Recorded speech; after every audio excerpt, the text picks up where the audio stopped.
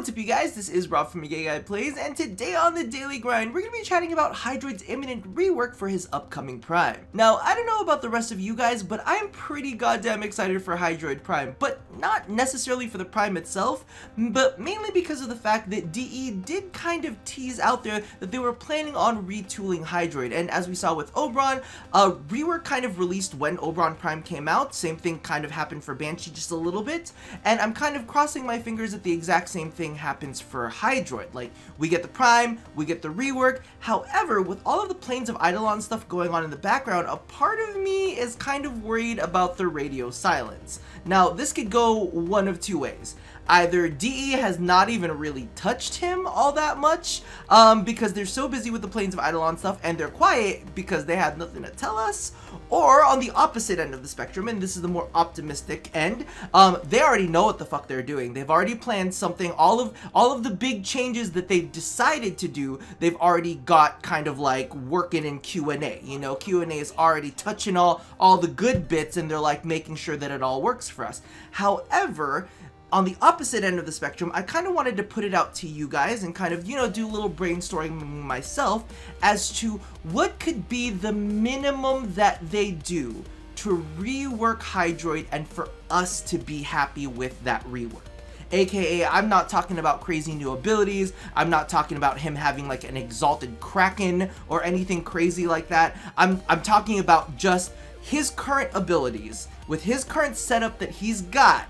What is the best that they could give us in order to make a rework that we feel makes him playable? Now here's, like, let me give you my stance. I think he's playable.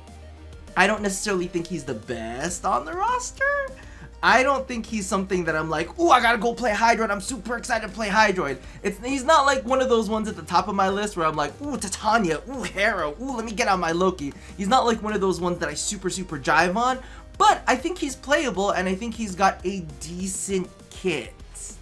You see why I say decent? I feel like there needs to be like some better synergy there. I feel like there's some weird stuff. You know, his abilities are affected by mods in very different odd ways that just seem counterproductive. So, because I already know that people are typing in the comments and saying, this is what I think Hydroid should...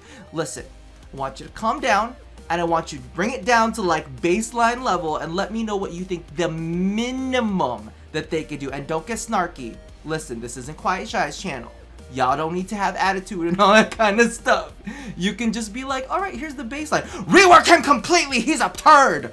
No, nothing like that. So I'm gonna go ahead and jump into gameplay and discuss some of the things that I think that they could do to improve him at a very baseline level, in order to give a rework that I think at the very minimum would make him more playable and more fun for people to use. Alright, so I guess let's start from the very beginning, because I don't know if it's just me who feels like his passive is a little wonky, but I definitely feel like it could be a little bit better. Like, I'm just not into the whole, like, oh, you have a chance of spawning a tentacle. It's really flavorful, and I think it kind of, like, definitely goes with the, you know, his pirate and hentai theme. But, honest to goodness, I don't really feel like, you know, we're gonna be utilizing it that much, just really jumping around. And the thing is, these tentacles, while yes, they do spawn, and you can have, you know, a certain amount that kind of gives you bonuses and whatnot, you don't really get anything too insanely crazy out of them. What you pretty much end up getting out of them is just a thing that might end up catching an enemy. And that's kind of the thing too, is like, at least in my eyes, Hydroid's always been a little bit of the RNG frame. You know what I mean?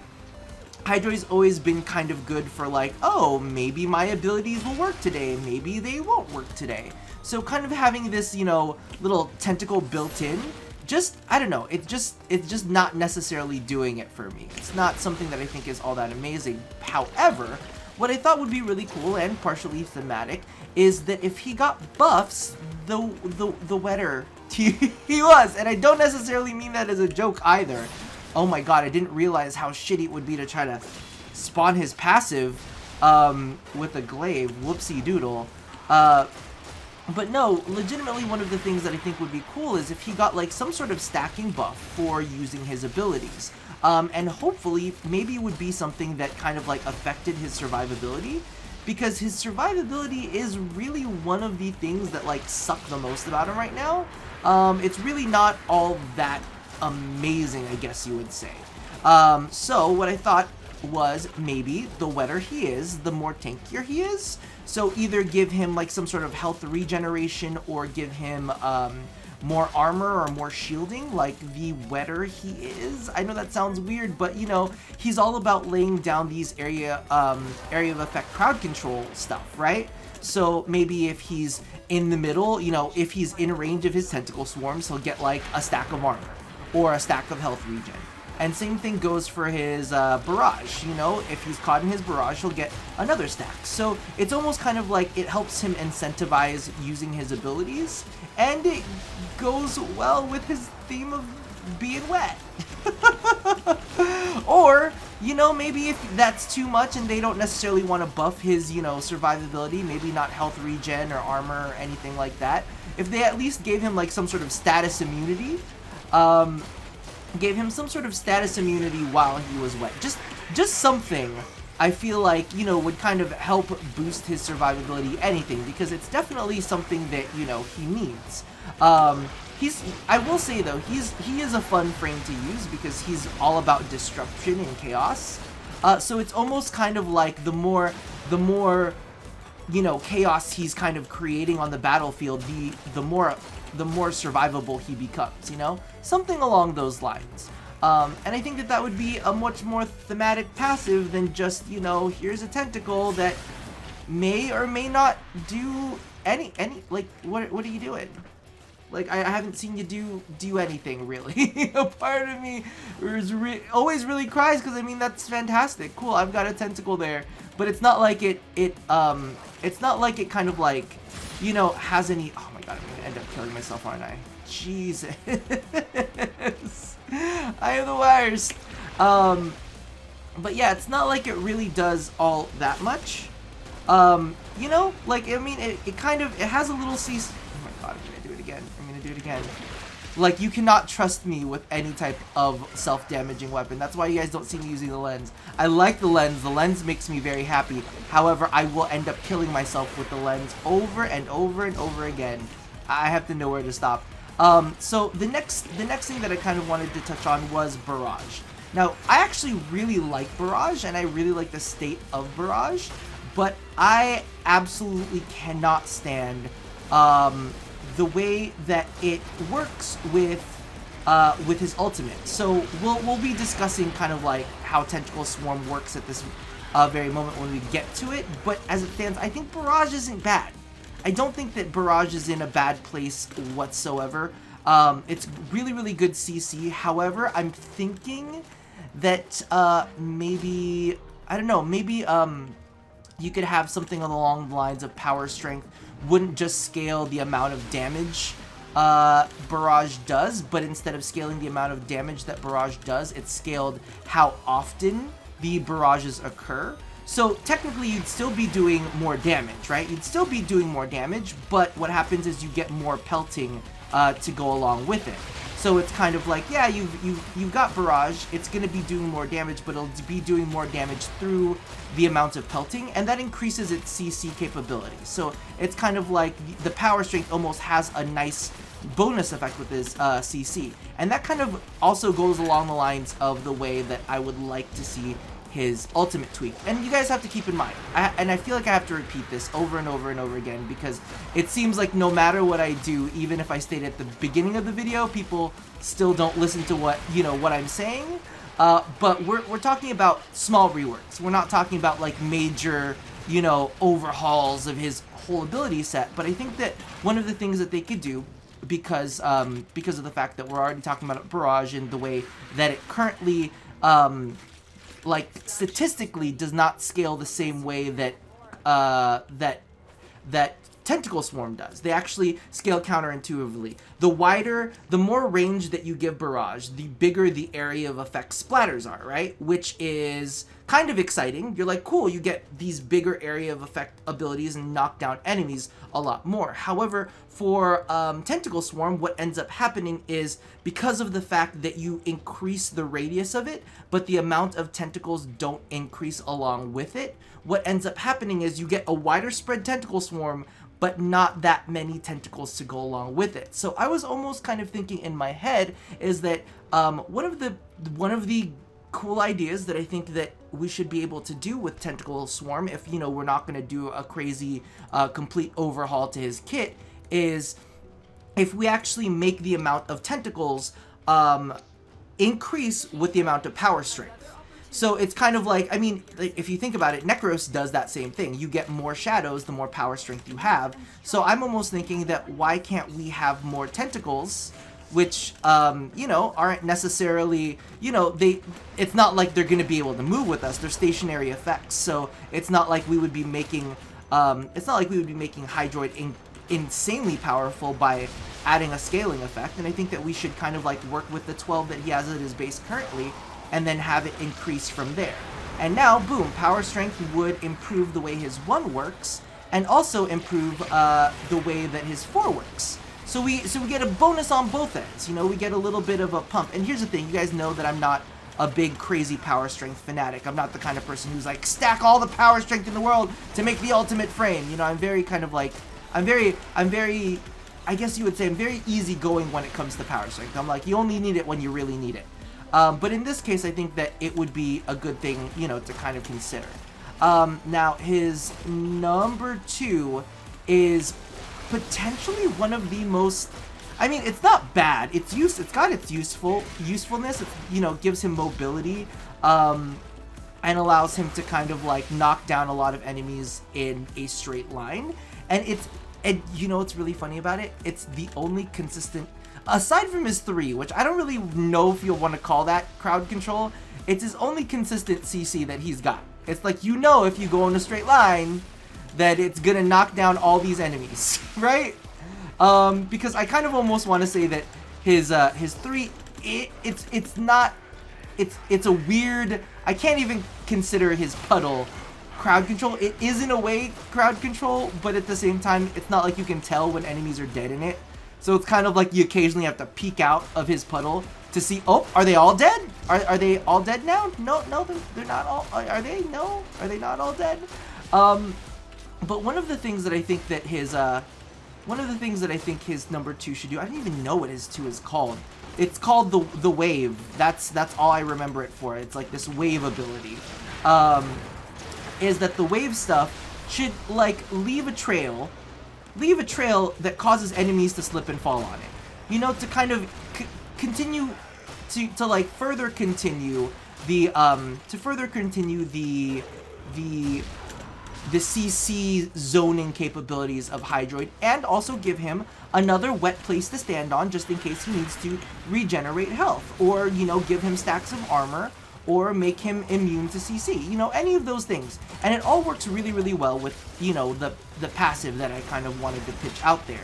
And it's not anything too major. I think that one of his abilities actually, no, I think that's just allies that you pass through.